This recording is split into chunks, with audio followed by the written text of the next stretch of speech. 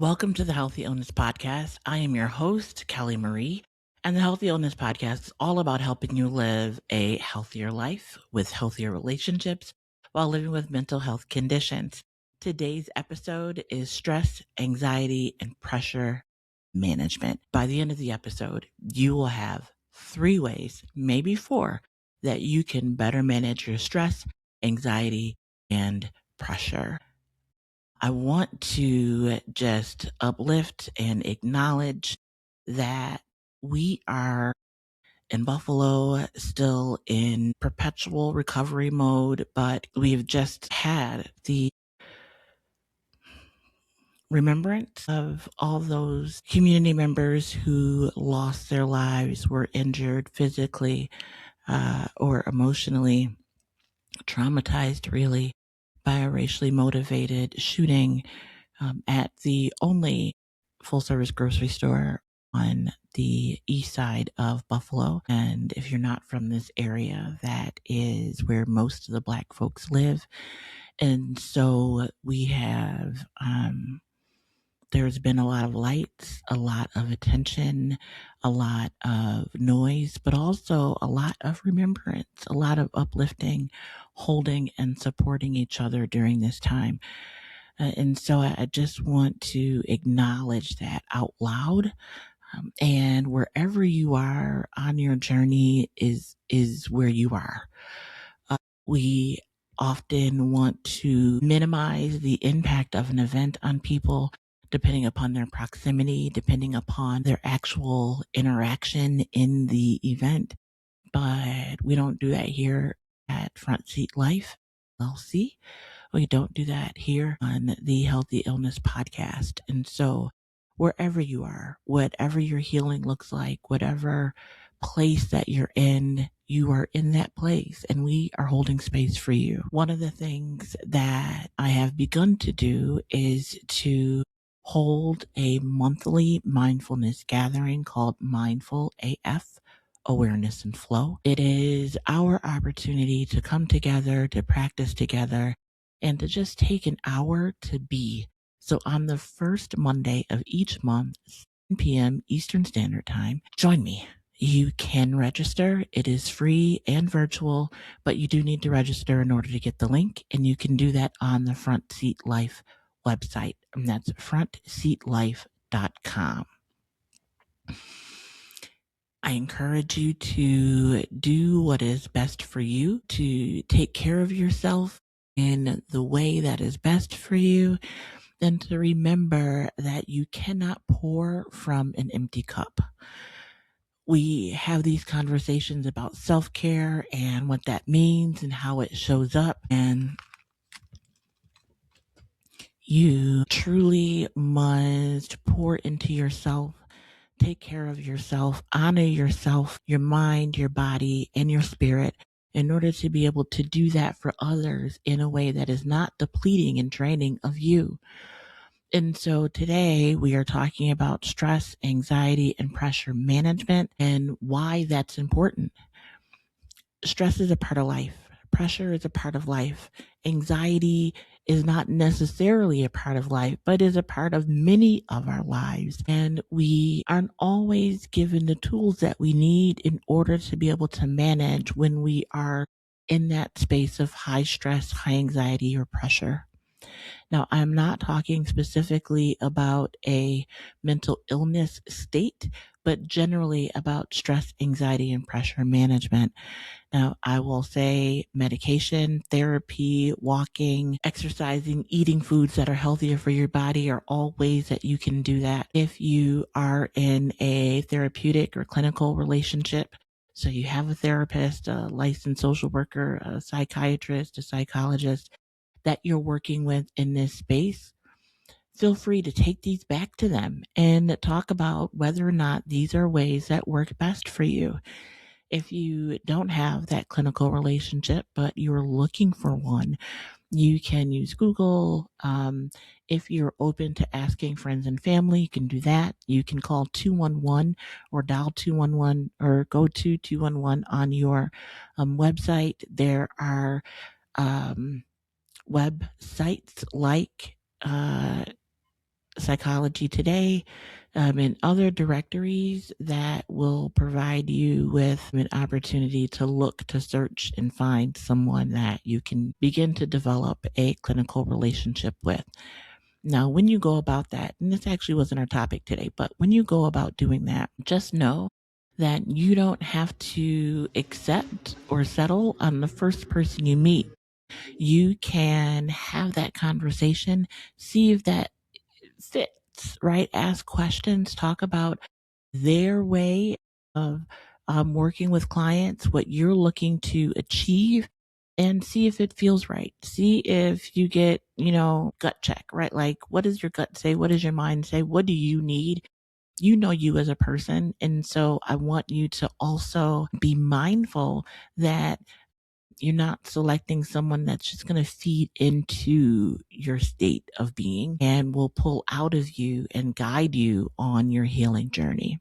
So I'm going to park that there, and maybe we'll come back to what that looks like at another time. But today's episode, stress, anxiety, and pressure management, I want to have you walk away with some tools you can use right now. Just bam, right now. What can you use while you're listening to this podcast? What can you use right after you listen to this podcast in order to better manage your stress, anxiety, and pressure? So the first thing I want to give you as a tool is taking a step back and gaining perspective on the situation. Still am a part of a network of Black and Brown health professionals, public health professionals. And one of the things that came up in the conversation at our last meeting was, is it your job? Is it your business that you're worried and concerned about? Take a step back. Oftentimes we find ourselves in positions of caring, positions of wanting to be, wanting to help, wanting to do, but it's also not our business to be in. Grown folks are grown folks, and they have free will to make good and bad decisions. What is your business? What is not your business? That could be with friends, that could be with family, your children, your parents, loved ones, people at work. What is your job description? Does it fit in your job description? If you don't get in that business, will you still be able to do your work? Right? So take a step back, come out of autopilot, come out of that immediate reaction to save, that immediate reaction to dive in and help, that immediate desire to get in there and solve the problem. It may not be your problem to solve.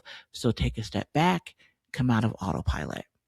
Number 2, you can't control anybody but you. So this isn't really a thing to do, but a perspective to have and understand. You literally have no control over anybody but yourself. Even down to like your kids doing their homework. You can't force them to do the homework. You can direct, you can coach, you can yell, you can punish, right? But they still have to do the work themselves. You cannot control anyone but you. So as you take this step back and come out of autopilot, consider, who are you trying to control? What situation are you trying to control? And is it in your power to do so? You only control yourself. So with that self-control, take a step back, come out of autopilot, and figure out if it's even your business that you need to be in. 3 and 4 are actual physical things that you can do in order to better manage your stress, anxiety, and pressure. So if you have been a part of Mindful AF, Awareness and Flow, you have experienced Go Slow Breathing. Go Slow Breathing is what I use and what I teach people to use to be able to help regulate the nervous system. Go Slow Breathing, and I'm using Go Slow and telling you Go Slow repeatedly so you remember to go slow. On the go, you are going to take a quick inhale, and on slow, you're going to slowly exhale. And you want that exhale to be as long as possible, but not so long that you are holding your breath, right? So go is a quick inhale, slow is a slow exhale. I'm going to show you right now my go slow breathing, and your go slow breathing may be different because we have different bodies, different lung capacities, different practice amounts. Like maybe you sing, and so you have incredible breath control and you could take a huge breath quickly. I'm not that person. Regardless, though, go slow breathing will help regulate your body.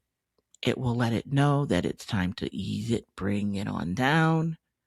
Instead of being ramped up and aggy and ready to go, you're going to go slow. So watch. I'm going to show you now. Go, quick inhale, slow, long exhale.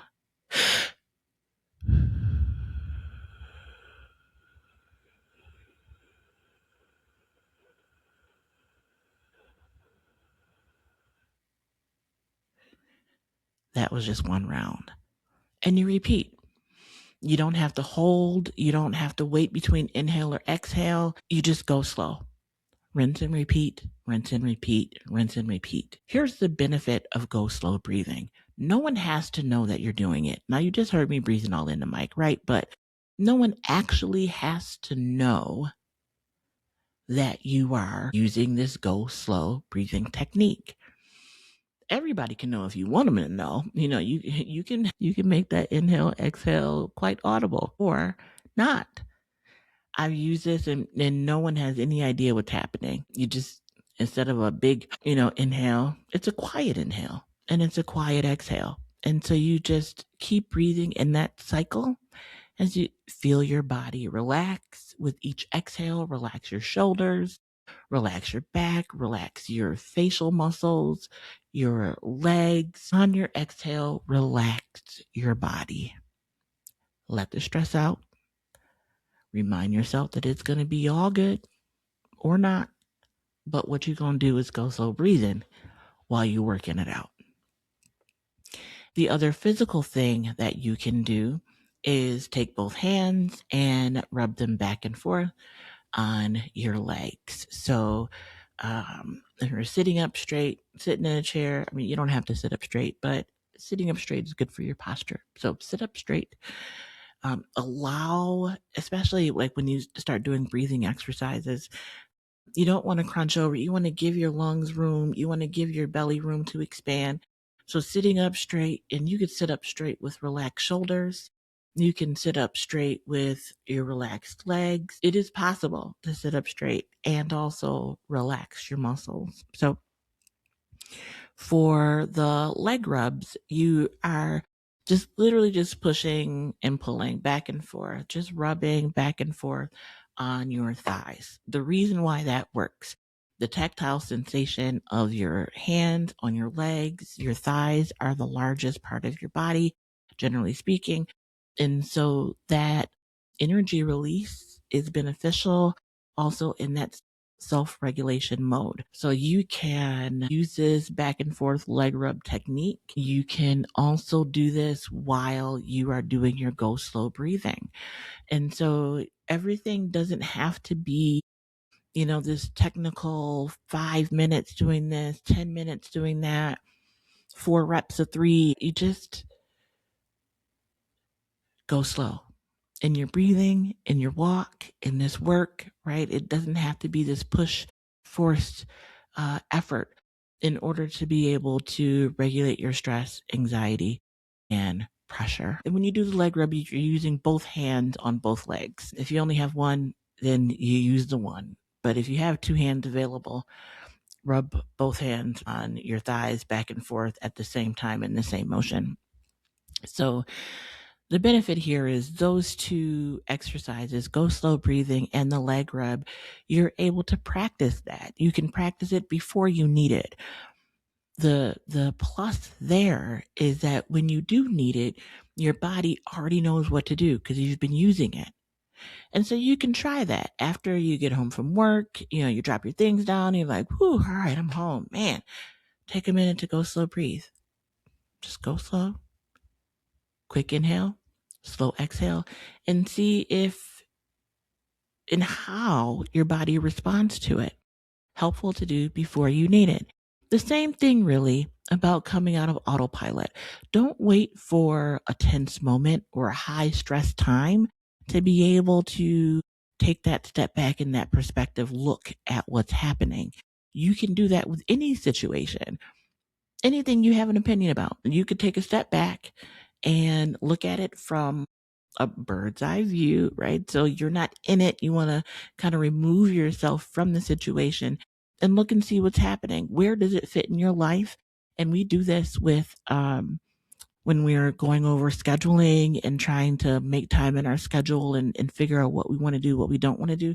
It's the same process. It's taking a step back, taking a step out of autopilot, out of saying yes, yes, yes, and seeing what serves you. In this case, less about what serves you and more about is it your business to do? Okay? So, autopilot, come out of that. Take a step back. Is it your business to do? I'm gonna wager here. I'm not really a betting person, but I'm gonna bet on this. You'll find that a lot of it is not your business. It may concern you, it may interest you, you may have an interest in it, but it is probably not your business. So taking that step back, come out of autopilot. Is it for you to manage, deal with, or be stressed about? 2, you can't control anybody but you. So are you finding yourself in high stress, high anxiety, high pressure moments because you're trying to control other people? The answer is yes. Stop trying to control everybody and everything. You can only control yourself. So you can begin to look at your reaction, how you're responding, and work on that situation from that vantage point. And 3/4, go slow breathing, quick inhale, long exhale, and your thigh rub, both hands back and forth on your thighs. So those are your 3/4 ways to be able to manage your stress, anxiety, and pressure at home, in the workplace, with your friends, wherever you may be. Try these tools out and let me know how it goes. Until the next time, I encourage you to be the light. I thank you for joining me. Big shout out to the Jazzcast Pros Network and Jazz, who is an incredible producer and friend who holds me accountable but still lets me record late. So Jazz, thank you so very much because you know I mean well. Be the light, folks.